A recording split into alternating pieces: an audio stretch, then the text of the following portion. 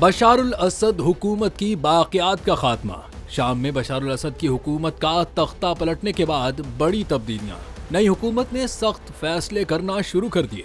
72 घंटों में 35 अफराद को फांसी दे दी गई। शाम की नई हुकूमत ने गुज़िश्ता 72 घंटों के दौरान 35 अफराद को फांसी दे दी, जिनमें ज्यादातर असद दौर के अफसरान शामिल हैं। गुज़िश्ता माह बशारुल असद का तख्ता उलटने वाली बागी फोर्सेस के हुकाम का कहना है कि उन्होंने मगरबी हमस के इलाके में खिलाफ वर्जियों पर मुतअद्दिद गिरफ्तारियां की। बरतानवी ऑब्जर्वेटरी ग्रुप के मुताबिक सजाए मौत पाने वालों में ज्यादातर असद हुकूमत के साबिक अफसरान हैं, जिन्होंने खुद को नई हुकूमत के मराकज में पेश किया था। ऑब्जर्वेटरी ने कहा कि हमस के इलाके में सिक्योरिटी कार्रवाइयों में हिस्सा लेने वाले नए सुन्नी इस्लामी इत्तेहाद के जेर कंट्रोल मकामी मुसल्लह ग्रोहों के दर्जनों अरकान को भी गिरफ्तार किया गया।